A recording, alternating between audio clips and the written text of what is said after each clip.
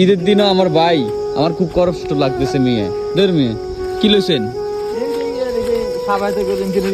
শেখের কাল্লা মাল্লা আবি যাবি কল্লা কল্লা, এটা কিসে কল্লা?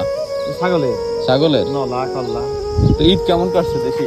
এই তো আল্লাহ মোটামুটি ভালো কাটছে। হ্যাঁ আসলে ঈদ ভালো কাটছে নি, মন থেকে কর। হ্যাঁ না ঠিক আছে। বাড়ির কথা বলছেন, ঈদ তো কালকে বাড়িতে ও বাড়িতে কালকে বাড়িতে আলাদের ভালোভাবে কাজ করছেন নি আজকে? আপনি তো কইছেন আপনি ঈদের দিন কাজ করেন। হ্যাঁ কাজ মানে হালকা পাতলা করছি কিছু, খালি গরু ছাগল খাবার দিছি, অন্য কাজ নেই দিছি কিছু হালকা পাতলা। যাক যান, খাওয়া দাওয়া করেন। আচ্ছা দাওয়াত নেই ইনশাআল্লাহ ইনশাআল্লাহ। শুক্রিয়া শুক্রিয়া, আপনি কইছেন এতে আমি খুশি হয়েছি। না না সমস্যা না, আমার বাসায় আমি রান্না করে রাখছি, আমি একটু রেস্ট করতেছি এনে, বুঝছেন?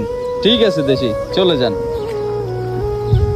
আসলে কি কমু দুঃখের কথা, প্রবাসে ঈদের দিনও কাজ করতে হয়। যারা বিশেষ করে মাঝরাতে কাজ করে, প্রচুর পরিশ্রম করে এই মানুষগুলো। আসলে এই মানুষগুলোর পরিশ্রমের কথা কখনো বলে শেষ করতে পারবো না। প্রচুর পরিশ্রম করে এরা, দিন রাত পরিশ্রম করে। বিমান থেকে যেদিন নামে সেদিন থেকে শুরু করে আবার বিমানে ওঠা পর্যন্ত। আল্লাহু আকবার।